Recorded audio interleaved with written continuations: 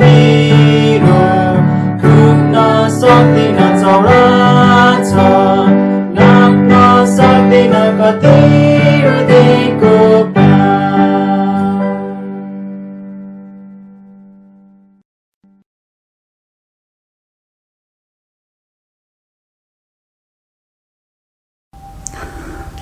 तपाईहरु सबैजनालाई जय मसीह। आउनुस् हामी यस महिनाको र यस हप्ताको केही प्रार्थनाका विषयहरू अनि सूचनाहरूलाई सुन्ने छौं। तपाईहरुको निम्ति हामीले पठाएको प्रार्थनाको सूचीहरुमा त्यहाँ धेरै प्रार्थनाका विषयहरू छन्। कृपया तपाईहरुले त्यहाँ भएका प्रार्थना अनुरोधहरूलाई आफ्नो व्यक्तिगत र पारिवारिक प्रार्थनामा सम्झना गर्नुहोला र हामीले धेरै जसो यस अनलाइन संगतिमा प्रार्थनाका विषयहरू बाँड्ने गर्दैनौं, धेरै बाँड्ने गर्दैनौं, थोरै मात्र हामी बाँड्ने गर्छौं। तर अरु जति पनि हामीले जम्मा गर्छौं, संकलन गर्छौं, त्यो चाहिँ त्यो सूचीमा हुन्छ। तपाईहरुले त्यसमा त्यसको त्यहाँ भएका प्रार्थनाहरूलाई सम्झना गर्नुहोला। यदि तपाईहरुसँग कुनै प्रार्थना अनुरोधहरू छन् भने कृपया हामीलाई बाँड्नुहोस्, हामीलाई पठाउनुहोस्। हामी त्यो सूचीहरुमा राख्ने छौं र हामी अरु विश्वासी मित्रहरूलाई बाँड्ने छौं, मण्डली सदस्यहरूलाई बाँड्ने छौं।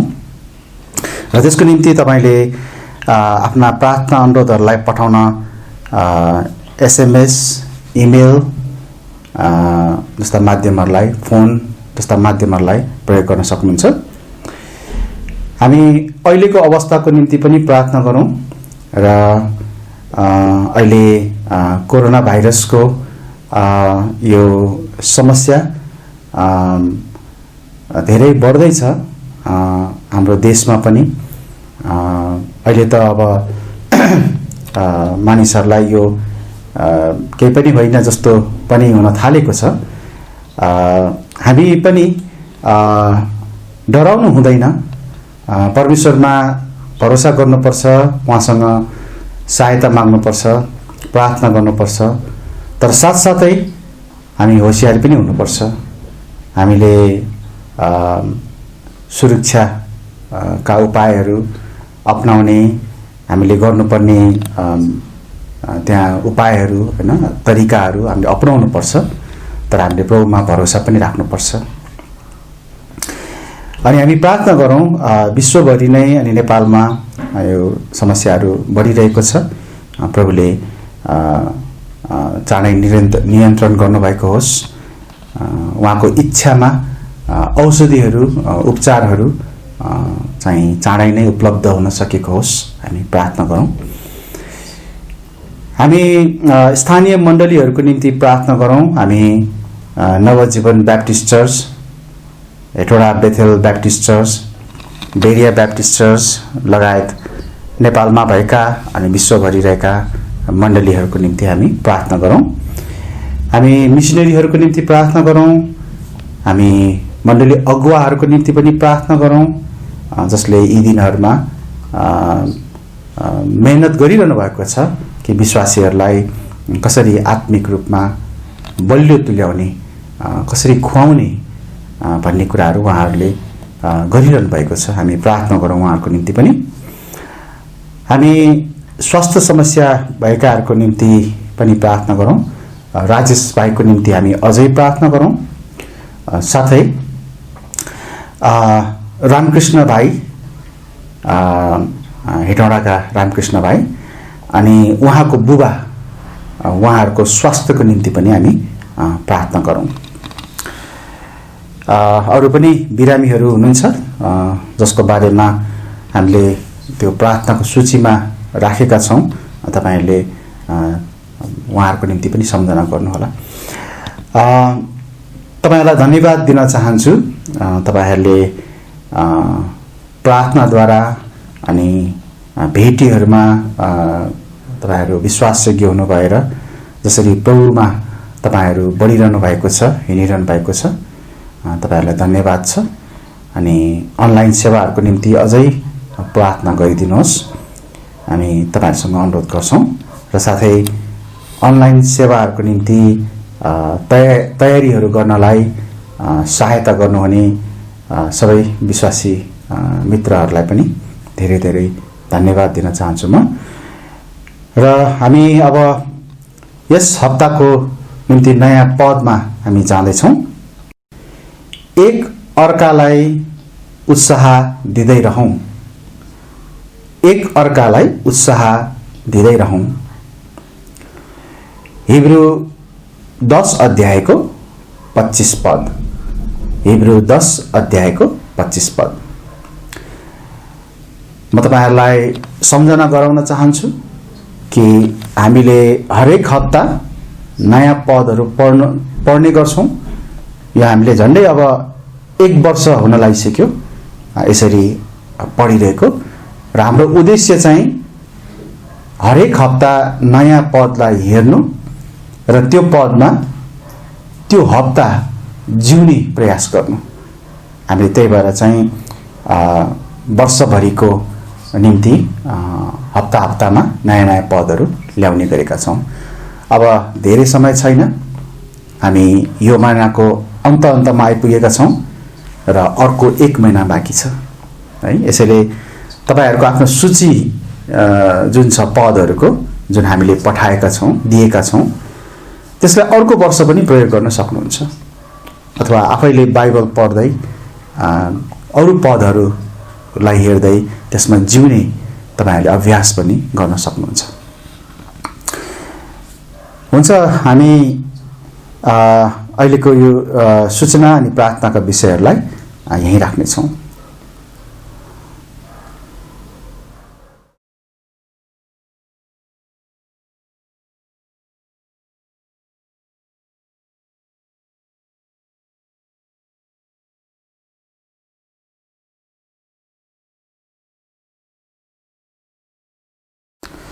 हुन्छ, आउनुस् हामी वचनको भागमा अगाडि बढ्ने छौं। हामीले 12 छानिएका मानिसहरू जसले संसारलाई परिवर्तन गरे भन्ने विषयमा हामीले अध्ययन गरिरहेका थियौं। आज हामी अब प्रभु येशूका 12 प्रेरितहरूमा अब सबैभन्दा अन्तिम प्रेरित यहुदा इस्करियोती उनको बारेमा हामी हेर्न जाँदैछौं। हामी यो समय एउटा पदलाई पढ्नेछौं। यो चाहिँ हामी भजन संग्रहबाट पढ्नेछौं। भजन संग्रह 109 अध्यायको 6 र 7 पद म पढ्नेछु। यहाँ यस्तो लेखेको छ, त्यसमाथि कुनै दुष्ट मानिसलाई नियुक्त गर्नुहोस् र शैतान त्यसको दाहिने हातपट्टि खडा होस्। त्यसको न्याय हुँदा त्यो दोषी ठहरियोस् र त्यसको प्रार्थना चाहिँ पाप बनोस्। आउनुहोस् हामी यस वचनको भागको निम्ति सुरुमा प्रार्थना गर्नेछौं अनि त्यसपछि हामी अगाडि बढ्नेछौं। म प्रार्थना गर्छु। हे स्वर्गमा बस्नुहुने पिता, हामी तपाईं प्रभुमा आउँदछौं। आफ्नो हृदयहरूलाई तपाईंमा सुम्पदछौं र तपाईं परमेश्वरको जीवित वचनले हामीलाई आज पनि सत्यताहरू सिकाउनु भएर हामीलाई ती सत्यताहरूमा हिँड्नको निम्ति हामीलाई मद्दत गर्नुहोस्, हामी प्रार्थना गर्दछौं। प्रभु, हाम्रो लागि तपाईको वचन ज्यादै नै महत्त्वपूर्ण छ अनि अति आवश्यक छ। कुनै पनि अरु कुराहरू भन्दा बढी तपाईको वचन हाम्रो लागि सबैभन्दा महत्त्वपूर्ण छ। तपाईं प्रभुले आफ्नो वचनमा भन्नुभएको छ कि मानिस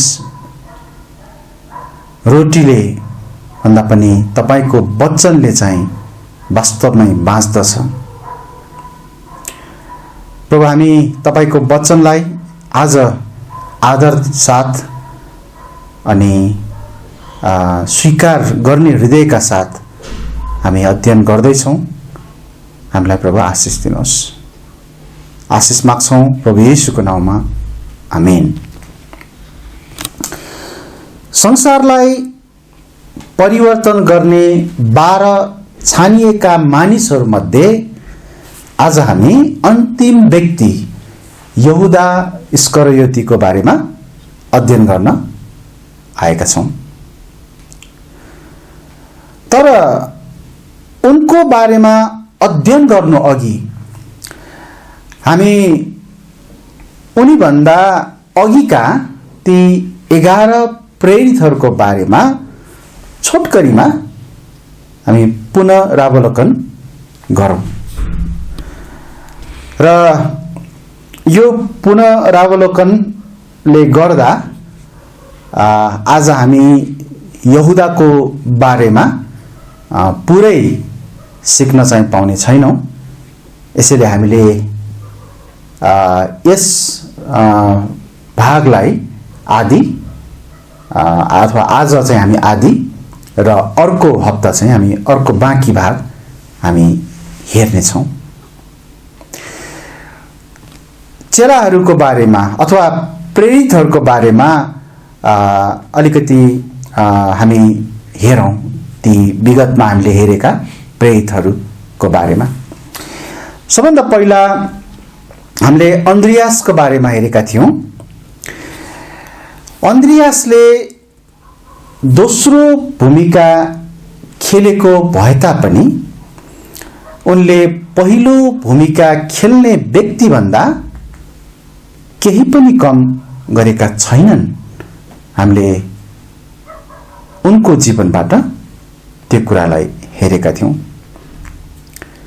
वास्तवमा उनी पहिलो भूमिकाका निम्ति योग्य व्यक्ति थिए, किनभने उनी आफ्नो हरेक भूमिकामा लगनशील थिए, इमानदार थिए र सन्तोकी थिए। हाम्रो निम्ति पनि आज अन्द्रियास एउटा नमुनाको व्यक्ति हुनुपर्छ। हामी आफैलाई दोस्रो भूमिकामा पाउँछौं भने पनि हामीले त्यस भूमिकालाई पूरा रूपमा निर्वाह गर्नुपर्छ अथवा पूरा गर्नुपर्छ त्यस भूमिकालाई। यसैगरी हामीले सिमोन पत्रुसको बारेमा हेरेका थियौं। पत्रुस एक ढलेका व्यक्ति थिए जो फेरि खडा भए।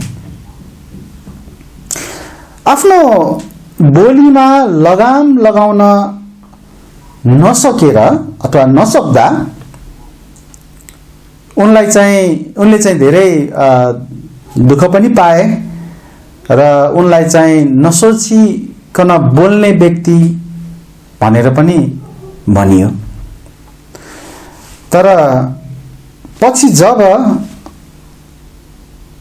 ऊ चाहिँ ख्रिस्टमा अथवा ख्रिस्टको निम्ति परिवर्तन भए, हामी देख्छौं आफ्नो प्रचारद्वारा धेरै मानिसहरूलाई ख्रिस्टमा डोर्याएका थिए। हाम्रो क्रिस्चियन जीवनमा हामी धेरै कारणहरूले लड्न सक्छौं। त्यहाँ धेरै कारणहरू हुन सक्छन्, हामी लड्न सक्छौं। हामीलाई लाग्ला हामी अब उठ्न सक्दैनौं, तर परमेश्वरमा त्यो असम्भव छ। यदि हामी प्रभुमा उठ्न चाहन्छौं भने हामीले सबैभन्दा पहिले आफैमा भरोसा राख्न छाड्नुपर्छ। आफ्ना गलत स्वभावहरूलाई छाड्नुपर्छ।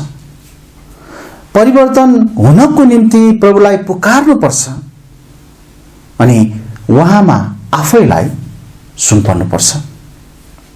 हामी लड्न सक्छौं, तर प्रभुमा हामी हेर्छौं भने हामी उठ्न पनि सक्छौं। यसैगरी हामीले तेस्रो व्यक्ति फिलिपलाई हेरेका थियौं। फिलिप एक व्यावहारिक चेला थिए र व्यवहारिकको अर्थ चाहिँ हामीले हेरेका थियौँ कि मैले कुनै कुरा पत्ता नलगाएसम्म वा मैले नबुझेसम्म त्यो कुरामा म विश्वास गर्ने छैन भन्ने खालको स्वभाव चाहिँ हामीले हेर्न खोजेको यो व्यावहारिकको अर्थ त्यस्तो खालको है। अन्तमा फिलिपले यो बानीलाई त्यागेका छन्, परित्याग गरेका छन् र फिलिप एक विश्वासी थिए हामीलाई थाहा छ, तर कतिपटक उनको विश्वास देखेका कुराहरूमा र प्रयोगात्मक तवरले प्रमाणित गर्न सकिने आधारमा मात्रै थियो है।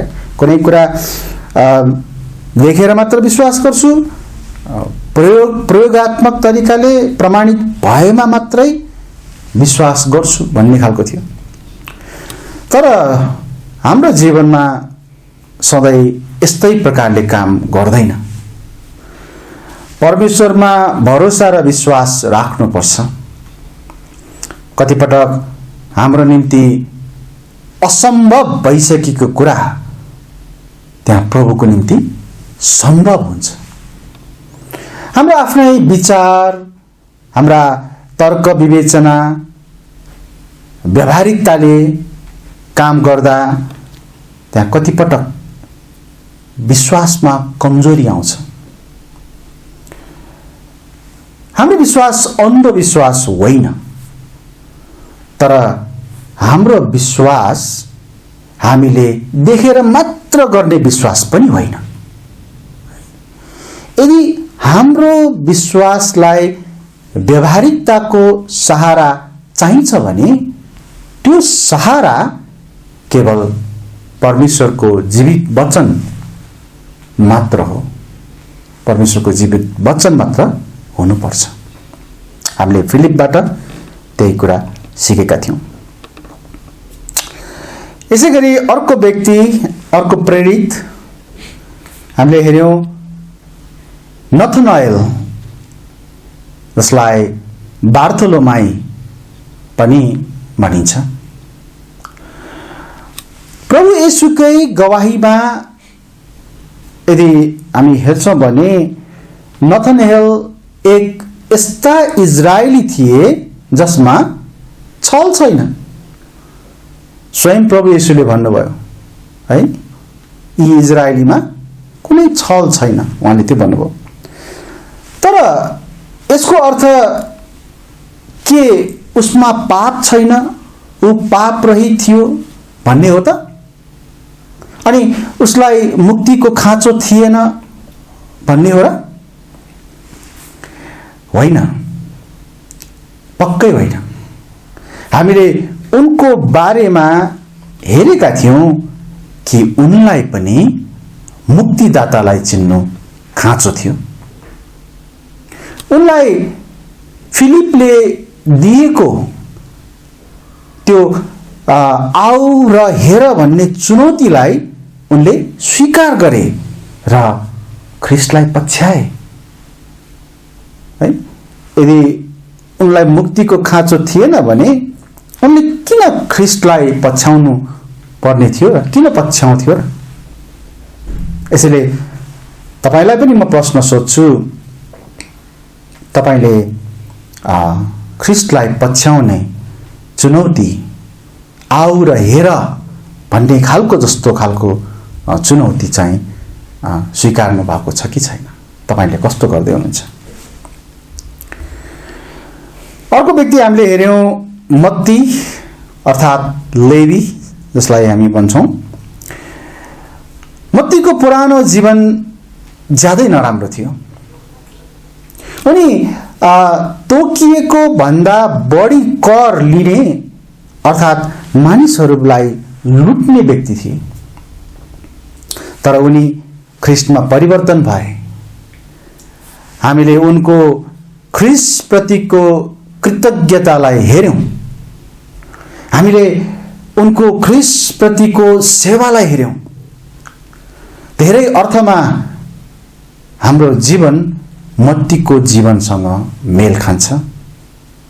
हाम्रो पुरानो जीवन अनि त्यसपछि हाम्रो उद्धार र ख्रीष्टसँगको हाम्रो हिँडाइ है। हामी पहिला कस्ता थियौं? मत्ती जस्तै। तर हामी ख्रीष्टमा आएपछि कस्तो भयौं? मत्तीको पछिल्लो जीवन जस्तै, पछिको जीवन जस्तै। यसैले मत्तीको परिवर्तित जीवनको अनुसरण गर्नुहोस्। मत्तीको परिवर्तन भएको जीवनलाई पछ्याउनुहोस्। हामीले अर्को चेलाको बारेमा हेर्यौं, जेलोतस भनिने सिमोन जेलोतस है। सिमोन एक जोशिलो प्रेरित थिए। प्रभुको निम्ति जोश राख्नु राम्रो हो है। सिमोनले त्यही गर्थे। प्रभुको निम्ति सिमोन चाहिँ एउटा जोशिलो व्यक्ति थियो अनि पक्कै पनि उनले प्रभुको निम्ति पनि जोश राखेका थिए। तर त्यो चाहिँ त्यस्तो खालको जोश चाहिँ भनौँ न ज्ञान बिनाको हुनु हुँदैन।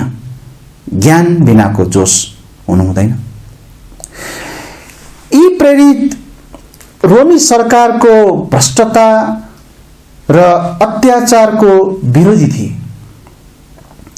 तर ख्रीष्टलाई पछ्याउने व्यक्ति भएपछि उनले सबै मानिस कमजोर हुन्छ भनेर जानेका छन् र आफ्ना विरोधीहरूका सहयोगी त्यो महसुल उठाउने मत्ती अथवा लेवीसँग मिलेर ख्रीष्टको सेवामा अगाडि बढ्न सकेका छन्। हामी देख्छौं दुई फरक स्वभावका र भिन्न पृष्ठभूमिका व्यक्तिहरू, एकजना सिमोन जेलोतस, एकजना लेवी मत्ती, मिलेर अगाडि बढ्न सक्छ र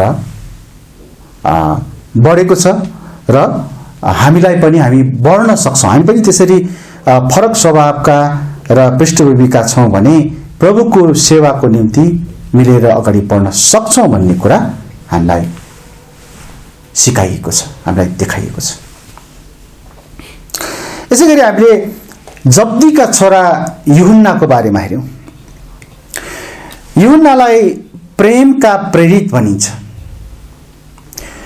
उनी ख्रीष्टको छातीमा टाँसिएर बस्थे। उनले क्रुसको फेरि सम्म ख्रीष्टलाई पछ्याए। उनले ख्रीष्टको आमालाई आफ्नो जिम्मेवारीमा लिएर ख्रीष्ट प्रति आफ्नो प्रेमलाई प्रकट गरे। उनले ख्रीष्टलाई धेरै प्रेम गरे। तर त्यति मात्र हैन, ख्रीष्टलाई प्रेम गर्ने मानिसहरूलाई पनि प्रेम गरे र साथै ती मानिसहरूलाई प्रेम गर्न सिकाए। यूहन्नाले प्रेमको बारेमा बाइबलमा धेरै कुराहरू लेखेका छन्। यूहन्नाले जस्तै ख्रीष्टलाई प्रेम गर्नुस्। हेर्नुस्, बाइबलले भन्दछ रोमी 13 अध्यायको 10 पदमा प्रेम गर्नु नै व्यवस्था पूरा गर्नु हो है। प्रेमले त्यहाँ सबै कुरालाई जित्दछ। प्रेमले त्यहाँनिर ठुला ठुला त्यहाँ गर्न नसक्ने कुराहरू पनि प्रेमले चाहिँ पूरा गर्दछ। प्रेम धेरै ठुलो छ। यसैले प्रेम गर्न सिक्नुहोस् यूहन्नाले जस्तै। यसैगरी हामीले हेरेका थियौं जब्दीका छोरा याकुबको विषयमा है।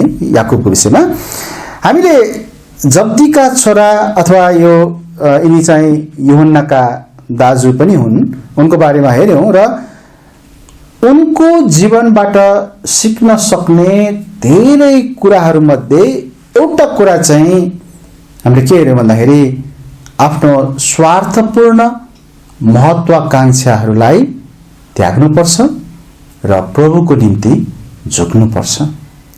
हामीले त्यो हेरेका थियौँ।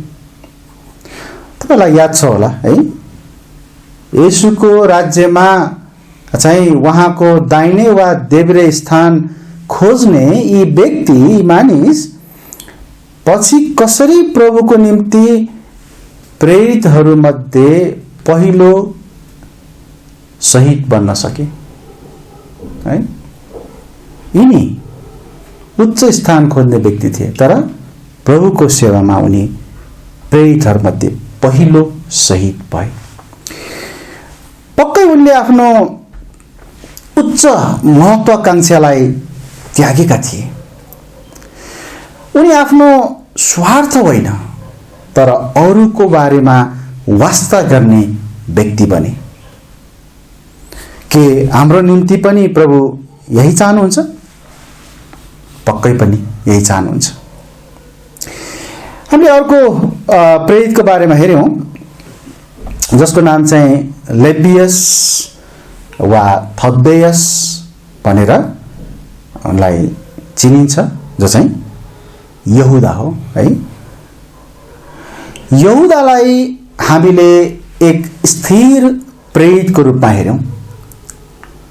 यी यहुदा इस्करियोती होइनन्। दुईजना यहुदा त्यहाँ थिए हैन, तर अर्को यहुदा होइनन्। र हामीले हेरेका थियौँ कि दुई व्यक्तिको नाम उस्तै हुन सक्छ। उस्तै वातावरणमा उनीहरू चाहिँ अगाडि बढेको हुन सक्छ, एउटा उस्तै वातावरण पाएको हुन सक्छ, उस्तै साथीहरू हुन सक्छन् र उनीहरूले शिक्षा पनि उस्तै लिएका हुन सक्छन्, तर दुवै चाहिँ फरक वा भिन्न भएर पनि निस्कन सक्छ है। हामीले त्यो हेरेका थियौँ। यहुदा एक स्थिर प्रेरित थिए। हामी ऊ जस्तै एउटा स्थिर क्रिस्चियन बन्न सक्छौँ र बन्नुपर्छ पनि। 3 वर्षहरूभन्दा बढी येशूको साथमा रहेर यहुदा स्थिर चेला भइरहे। तर उति नै समय येशूको साथमा रहेर पनि यहुदा इस्करियोती चाहिँ धोकेबाज निस्की। तपाईले ख्रीष्टलाई पछ्याउनु भएको कति भयो है? तपाईले कति भयो ख्रीष्टलाई पछ्याउनु भएको? अब यहाँ प्रश्न छ, के तपाईँ अझै स्थिर हुनुहुन्छ? तपाईँ जति समयदेखि पछ्याउनु भएको भए पनि आजसम्म स्थिर हुनुहुन्छ कि हुनुहुन्न? र सधैँ नै स्थिर बनिरहने तपाईको अठोट अथवा निश्चयता छ कि छैन है? हामीले अर्को प्रेरितको बारेमा हेर्यौँ, थोमा। थोमा कुनै कुराको निम्ति प्रमाणका साथ पक्का हुन चाहने एक प्रेरित थिए। उनले येशू बौरेर उठ्नु भएको हो भन्ने कुरामा विश्वासको निम्ति प्रमाण खोजे। उनले ख्रीष्ट कहाँ जाँदै हुनुहुन्छ, कता जाँदै हुनुहुन्छ, कहाँ जाँदै हुनुहुन्छ भन्ने कुरामा विश्वास गर्न प्रश्न गरे। तर उनी विश्वासको निम्ति प्रेम गर्ने प्रेरित पनि थिए। याद छ थोमाले के भनेका थिए? लौ उहाँसँगै मर्न हामी पनि जाउँ है। उनले चाहिँ आफ्नो प्रेमलाई, ख्रीष्टप्रतिको प्रेमलाई त्यहाँ विश्वासको निम्ति प्रकट गरेका छन्। प्रमाण खोज्नु, प्रश्न गर्नु नराम्रो होइन, तर कतिपटक त्यो चाहिने भन्दा बढी हुन जान्छ। ख्रीष्टलाई प्रेम गर्नुहोस्, किनभने उहाँले पहिले हामीलाई प्रेम गर्नुभयो। ख्रीष्टले हामीलाई किन र कसरी प्रेम गर्नुभयो भन्ने कुराको बुझाइले बाँकी सबै कुराहरू चाहिँ अमुख्य बन्नेछ, सामान्य बन्नेछ, सानो बन्नेछ है। येशूमा विश्वास गर्नुहोस्, किनकि उनीहरू धन्य हुन् जसले देखेका छैनन् तापनि विश्वास गरेका छन्। र यसै गरी हामीले गएको हप्ता हेरेका थियौं 11औं प्रेरित, उनको नाम चाहिँ अल्फयसका छोरा याकुब। उनलाई सानो याकुब पनि भनिन्छ। उनी कदमा वा उमेरमा सानो थियो होला, हामीलाई थाहा छैन, तर प्रभुको सेवामा भने पक्कै सानो अथवा नम्र थिए। त्यति मात्रै होइन, उनी शान्त बस्ने वा भनौं चुपचाप बस्ने प्रेरित थिए। उनले कुनै पद खोजेनन्, उनले कुनै ठूलो नेतृत्व प्रदर्शन गरेनन्, उनले कुनै महत्त्वपूर्ण प्रश्न सोधेनन्, उनले कुनै असामान्य अन्तर्दृष्टि देखाएनन्। हामीलाई त मात्र उनको नाम थाहा छ बाइबलमा है, तर हामीलाई यो पनि थाहा छ कि उनी चाहिँ अन्तसम्म खडा रहने प्रेरित थिए। हाम्रो मण्डलीहरूमा त्यहाँ त्यस्ता कति विश्वासीहरू छन् जो प्रति प्रश्न गर्दैनन्, शंका गर्दैनन्, अति जोश देखाउँदैनन्, अनावश्यक प्रमाण खोज्दैनन्, तर शान्त भएर प्रभुको सेवा गरिरहेका हुन्छन्। त्यो कुनै नराम्रो कुरा होइन। यसरी नै याकुबले चाहिँ, सानो याकुबले चाहिँ प्रभुको सेवा गर्दै रहनुहोस् र अन्तसम्म खडा रहनुहोस्। अब यी 11 प्रेरितहरूको बारेमा हेरिसकेपछि अब हामी अन्तिम प्रेरित यहुदा इस्करियोतीको बारेमा हेर्नेछौँ। मैले अघि सुरुमा पनि भनेको थिएँ कि आज हामी उनको बारेमा आधा मात्र हेर्नेछौँ र बाँकी चाहिँ अर्को हप्ता हेर्नेछौँ। प्रभु येशूले आफ्नो पृथ्वीको सेवकाईको निम्ति उहाँसँग रहन र उहाँको सहायता गर्न यहुदा इस्करियोतीलाई छान्नुभयो, जो 12 प्रेरितहरूमध्ये एक थिए। प्राय इस्करियोती उपनामको अर्थ, यो चाहिँ उपनाम हो, करियोतका मानिस भनेर बुझ्ने गरिन्छ। अनि यो करियोत चाहिँ यहुदाको दक्षिणी भागमा रहेको एउटा सहर थियो। तपाईले आमोसको पुस्तक 2 अध्यायको 2 पदमा त्यो सहरको बारेमा पढ्न पाउनुहुन्छ। चाखलाग्दो कुरा के छ भन्दा, दक्षिणी भागबाट प्रेरितहरूमध्ये यी यहुदा इस्करियोती मात्र एकजना थिए दक्षिणबाट आएको। बाँकी सबै प्रेरितहरू चाहिँ उत्तरीय भागबाटका थिए है। र यी प्रेरित अथवा यहुदा इस्करियोती, उनको पिताको नाम पनि बाइबलकालीन समयमा धेरै प्रख्यात नाम मध्ये एउटा नाम सिमोन थियो। अर्थात् यी चेलाको बाबुको नाम पनि सिमोन थियो। हामी यूहन्ना 13 अध्यायको 2 पदमा पढ्न पाउँछौँ। जब धेरै मानिसहरूले यी यहुदाको बारेमा विचार गर्छन्, तिनीहरूले उनलाई एक कठोर देखिने अपराधी जसको चाहिँ अनुहारमा छुच्चो भाव रहेको जस्तो विचार गर्छन् है। हेर्दा अनुहार चाहिँ साह्रै छुच्चो जस्तो, उनीहरूले त्यस्तो विचार गर्छन्। तर जब हामी उनको बारेमा अध्ययन गर्नेछौँ, हामी हेर्नेछौँ कि अरू प्रेरितहरूलाई उनमा चाहिँ धेरै भरोसा थियो। अरू प्रेरितहरूले उनलाई धेरै भरोसा गर्थे र उनमा ख्रिस्टलाई धोका देला भन्ने कुनै बाहिरी त्यस्तो स्पष्ट प्रमाणहरू थिएनन्, त्यस्तो देखिँदैन थियो। एउटा उदाहरण दिन चाहन्छु।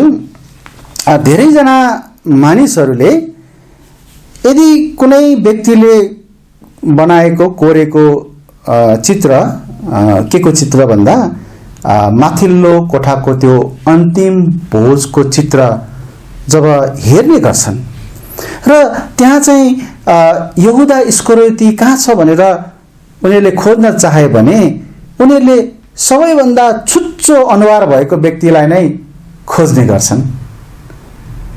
मैले भन्न खोजेको बुझ्नुभयो होला है। हामी मानिसहरूको विचारमा के छ भन्दा यहुदा चाहिँ हैन एकदमै छुच्चो अनुहार भएको त्यस्तो खालको व्यक्ति, के उनी चित्रहरूमा जस्तै छुच्चो देखिन्थ्यो त? के बाइबलमा उनी झडङ्ग रिसाएको हैन, पत्रुसलाई पर जा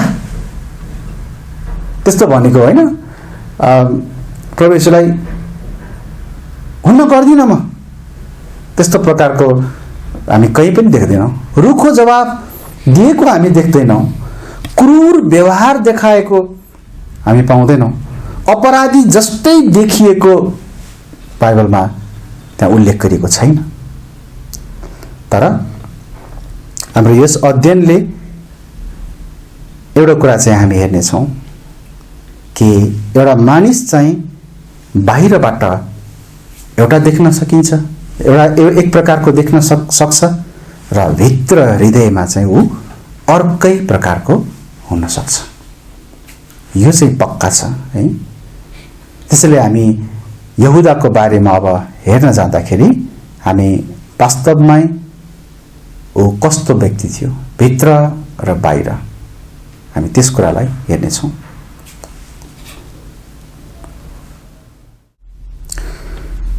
यहुदाको बारेमा अब हामी हेर्नको निम्ति अगाडि बढौँ। पहिलो बुँदा छ धोकेबाजीको बारेमा अगमबाणी, अर्थात् धोकेबाजी गर्ने विषयमा गरिएको अगमबाणी। येशूलाई एक मित्रले धोका दिनेछ भन्ने कुराको पहिल्यै अगमबाणी गरिएको थियो। तपाईँ भजन सङ्ग्रह 41 अध्यायको 9 पदमा जानुस् न। त्यहाँ यस्तो लेखिएको छ 41 को 9 मा, हो मेरो आफ्नै परिचित मित्रले जसमाथि मैले भरोसा राखेको थिएँ, जसले मेरो रोटी खान्थ्यो, मेरो विरोधमा कुर्कुच्चा उठाएको छ।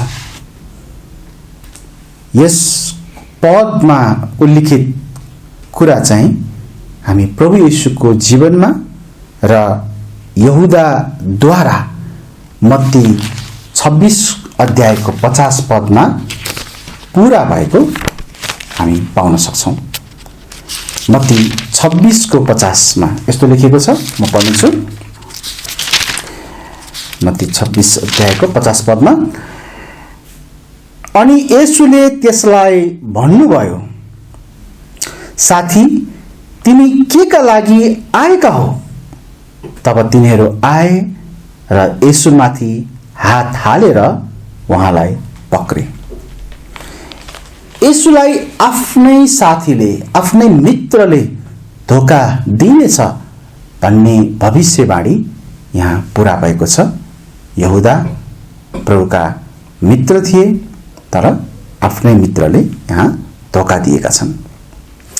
यसै गरी येशूलाई एक मित्र मात्र होइन, तर एक चिनारुले नै धोका दिनेछन् भन्ने कुरालाई पनि हामी पाउँछौँ है। भजन सङ्ग्रह 55 मा नै तपाईँ हेर्न सक्नुहुन्छ। भजन सङ्ग्रहको पुस्तकमा नै 55 अध्यायमा र त्यहाँ चाहिँ 12 पददेखि 14 पदसम्म म पढ्नेछु। यहाँ यस्तो लेखेको छ 12 देखि 14 सम्म, किनकि मेरो बदनामी गर्ने चाहिँ शत्रु थिएन, त्यसो भए त म सहने थिएँ, न त त्यो मलाई घृणा गर्ने र मेरो विरोधमा आफूलाई ठुलो पार्ने मान्छे नै थियो। त्यसो भए त म त्यसबाट लुक्ने थिएँ, तर त्यो त थिइस् मेरो बराबरीको मान्छे, मेरो साथी र मेरो चिनारू। हामी यति मात्रै हेरौँ। यहाँनिर भजन संग्रहको यस भविष्यवाणीलाई हामी प्रेरित 1 अध्यायको 17 पदमा हामी पूरा भएको देख्न सक्छौँ है। अथवा हामी पहिला त्यो पद पढौँ, हामी बुझ्नेछौँ। प्रेरित 1 को 17 मा यहाँ यस्तो लेखेको छ, किनकि त्यो हामीसँग गनियो र यस सेवामा हिस्सा पाएको थियो। भजन संग्रहमा चिनारू भन्ने शब्दलाई ध्यान दिनुहोस्। धोका दिने व्यक्ति साथी मात्रै होइनन्, तर चिनारू पनि थिए।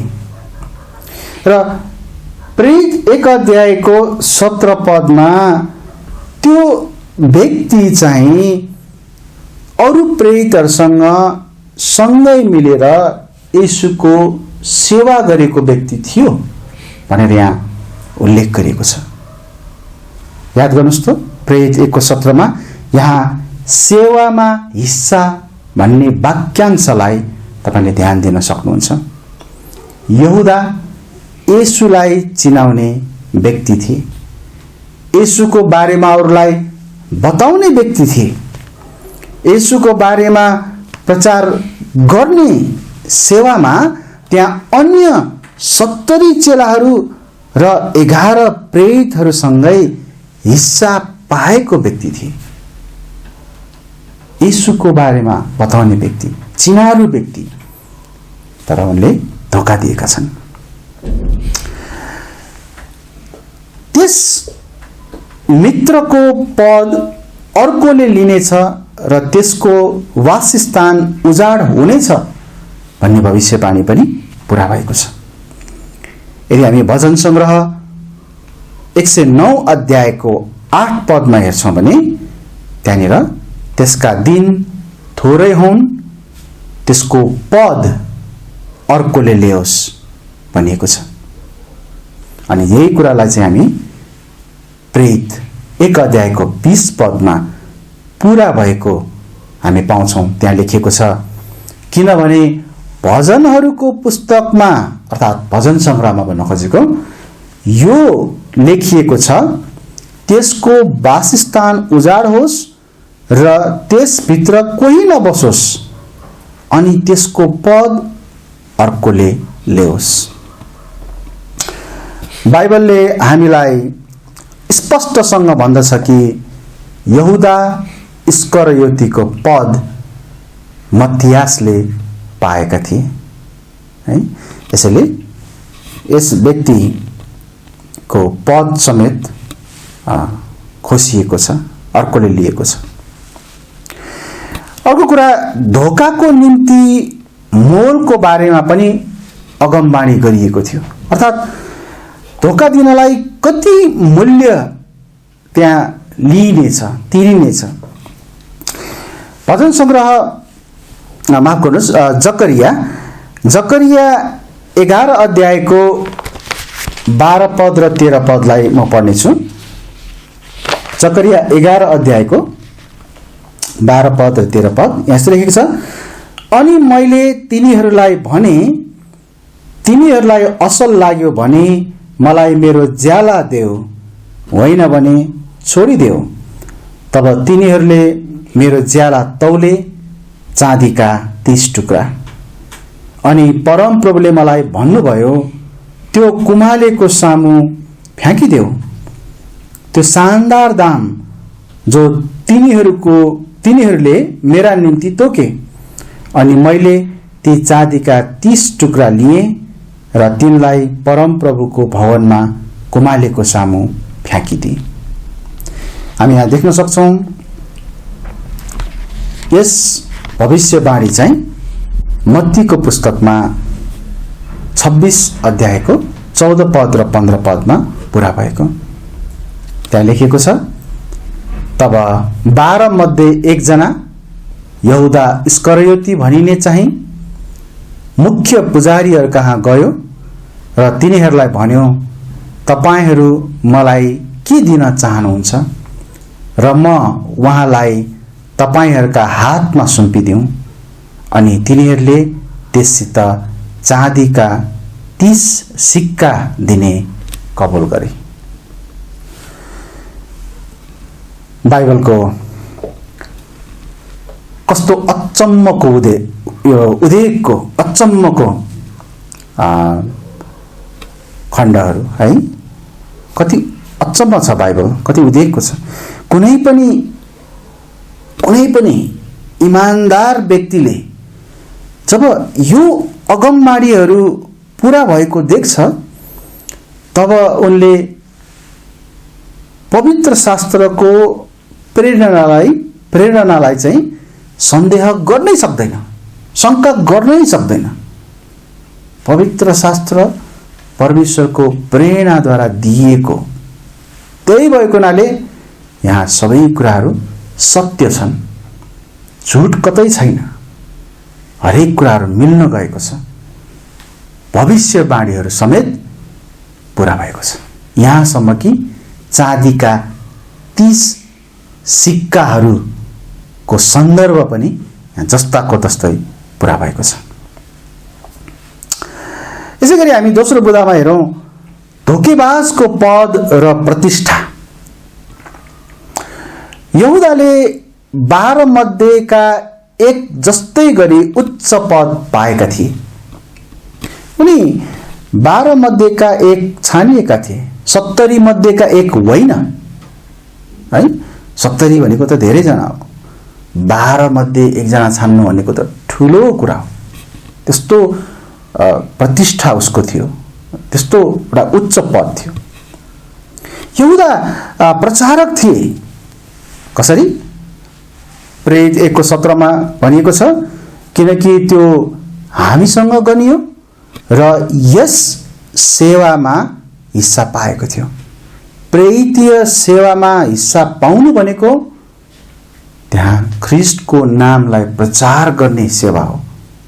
यसैले यहुदा प्रचारक थिए, हामी भन्न सक्छौं है। प्रचारक भयो भन्दैमा कुनै व्यक्ति प्रभुलाई साँच्चै नै हृदयबाट पछ्याउने हुन्छ नै भन्ने कुरा पक्का छैन है। यो हामी यहुदाबाट देख्न सक्छौं है। अझ हामी अझ थप कुराहरू हामी हेर्नेछौँ अर्को हप्ता। यहुदा 12 जनाका कोषाध्यक्ष थिए। मतलब 12 जना भित्रमा पैसाहरूको हिसाब किताब राख्ने, पैसा राख्ने जिम्मेवारी चाहिँ एउटा कोषाध्यक्षको जिम्मेवारी चाहिँ यहुदालाई दिइएको थियो। यूहन्ना 12 अध्यायको 6 पदमा हामी पढ्न पाउँछौं। त्यहाँ यस्तो लेखेको छ, गरिबहरूका लागि त्यसको वास्ता भएकोले त्यसले यसो भनेको होइन, तर यस कारणले कि त्यो चोर थियो अनि थैली त्योसँग रहन्थ्यो है। यो कुरालाई याद राख्नुस्, थैली त्योसँग रहन्थ्यो र त्यसमा जे हालिन्थ्यो त्यो त्यसले लैजाने गर्थ्यो। कोषाध्यक्ष हुँदैमा राम्रो हुन्छ भन्न खोजेका होइनौ। खराब कोषाध्यक्षहरू पनि हुन्छन्, तर हामीले हेर्न खोजेको चाहिँ ऊ चाहिँ पैसाहरू राख्ने जिम्मेवार व्यक्ति थिए। अरू सबै प्रेरितहरूलाई यहुदामाथि भरोसा थियो।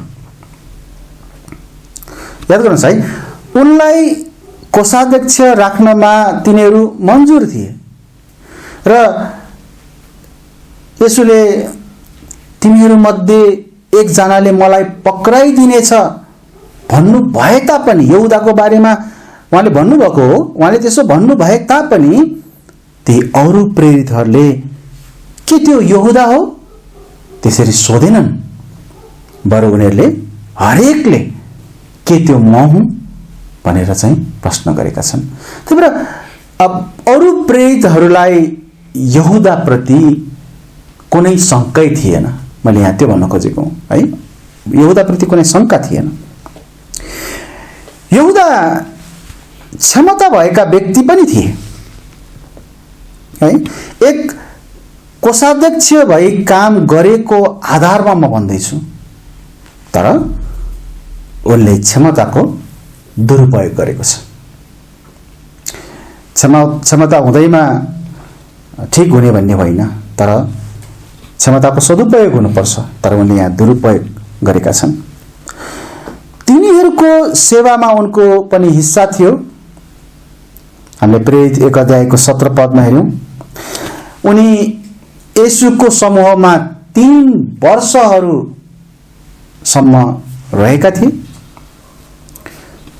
तर एउटा कुरा हामीले यो पनि बुझ्नुपर्छ कि उनी सोचिए जस्तो, विचार गरिए जस्तो कठोर खालको अपराधी थिएन है। बाहिरबाट हेर्दाखेरि चाहिँ एकदमै यो चाहिँ अपराधी नै हो भनेर ठम्ब्याउन सक्ने खालको थिएन।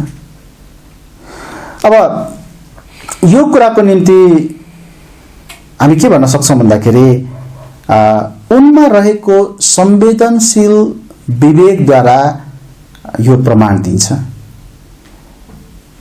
कि उनले भयानक पाप गरिसकेपछि उनको विवेकले उनलाई धेरै दुखित तुल्यायो, जसको कारणले उनले पैसा फिर्ता गर्यो। त्यसपछि उनी गयो र आफैलाई झुन्ड्यायो। हामी अलिकति पक्का चाहिँ यहाँनिर हुन सकौँ, अथवा यहाँनिर हामी स्पष्ट हुन सकौँ कि कुनै व्यक्तिले आफूले गरेको गल्तीमा दुखित बन्नु र त्यो गल्तीबाट पश्चातापी भएर फर्कनुमा फेरि केही फरक छ। भन्न खोजेको चाहिँ यहुदा यहाँनिर एउटा कठोर हृदय भएको अथवा कठोर अपराधी त्यस्तो खालको अति हामी रूपले पनि हेर्न आवश्यक छैन, मैले त्यो भन्न खोजेको। तर त्यसो भन्दैमा यहुदाले पछि चाहिँ आफूलाई प्रभुमा ठिक तुल्यायो, हामी त्यो पनि भन्न सक्दैनौँ। अनि यसको विषयमा हामी अब आउने हप्ता अझ बढी हामी बुझ्नेछौँ। हामीले आज 11 चेलाहरूको बारेमा पुनरावलोकन गर्यौं र साथै यहुदा इस्करियोतीको बारेमा केही थोरै हामीले हेर्यौं। हरेक प्रेरितहरू कस्ता थिए र उनीहरू कसरी र कस्तो भई प्रभुमा बदलिए भन्ने कुरालाई पनि हेर्यौं। हाम्रो जीवनमा यी 12 प्रेरितहरूका जस्तै अवगुणहरू पक्कै छन्। हामी भित्रबाट बदलिनुपर्छ यी 11 प्रेरितहरू जस्तै। कतै नबदलिने स्वभावले गर्दा हामी 12औं प्रेरित अर्थात् यहुदा इस्करियोती जस्तै अवस्थामा पुग्नेछौँ कि? त्यो कस्तो अवस्था हो यसको निम्ति हामी अर्को हप्ता फेरि आउनेछौँ अनि त्यहाँबाट हामी प्रष्ट हुनेछौँ। आउनुहोस् म आजको यस वचनको भागलाई अन्त गर्न र आजको सेवालाई पनि अन्त गर्नको निम्ति प्रार्थना गर्नेछु। तपाईहरू मसँगै प्रार्थनामा सहभागी हुनुहोस् र हामीले आज सिकेका कुराहरूलाई हामीले चाहिँ हाम्रो जीवनमा केलाउन सकौँ, मनन गर्न सकौँ। आउनुहोस् म प्रार्थना गर्दछु। प्रभु धन्यवाद छ तपाईको वचनबाट सिक्न पाएका कुराहरूको निम्ति र विशेष गरी ती 11 चेलाहरूलाई जसलाई हामीले गएको हप्तासम्म हेरेका थियौँ। ती हरेक चेलाहरूमा रहेका कमजोरीहरूलाई हामीले हेर्न सक्यौं जो हामी भित्र पनि छन्, तर ती हरेक चेलाहरूले आफूलाई तपाईमा साबित गरेको, तपाईमा ठिक तुल्याएको, परिवर्तित भएको पनि हेर्यौं। त्यो पनि हामीले गर्न आवश्यक छ। प्रभु, हामीलाई तपाईँ सहायता गर्नुहोस्, तपाईको सत्यतामा हिँड्न, तपाईको सत्यतालाई पछ्याउन हामीलाई मद्दत गर्नुहोस्। र साथै यहूदाको विषयमा हामीले आज केही कुराहरू मात्र हेर्न पाएका छौं। विशेष गरी एउटा धोकेबाज मानिसको बाहिरी रूप र भित्री रूप कस्तो हुन सक्छ। बाहिर राम्रै देखिन्छन् तर भित्र फरक व्यक्ति हुन सक्छ। यही कुरामा हामीले आज थोरै हेर्न पाएका छौं। हामी बाँकी कुरा यहूदाको जीवनबाट अर्को हप्ता हेर्नेछौं, जहाँ हामी स्पष्टसँग एक व्यक्ति कति हदसम्म जान सक्छ भन्ने कुरालाई हामी हेर्नेछौं। हामीलाई आशिष दिनुहोस् प्रभु, हामी प्रार्थना गर्दछौं। आजको सेवालाई हामी यही अन्त गर्नेछौं। वचनमा सहायता गर्नुभयो, धन्यवाद छ। सांकेतिक भाषामा पनि अगुवाई दिनुभयो, रुबेन भाइलाई सहायता गर्नुभयो, धन्यवाद छ। यसपछिको हाम्रो बाँकी जीवनलाई पनि तपाईँ प्रभुको चरणमा राखेर आशिष माग्छौं प्रभु येशूको नाममा, आमेन। हुन्छ। तपाईहरु सबैजनालाई जय मसीह।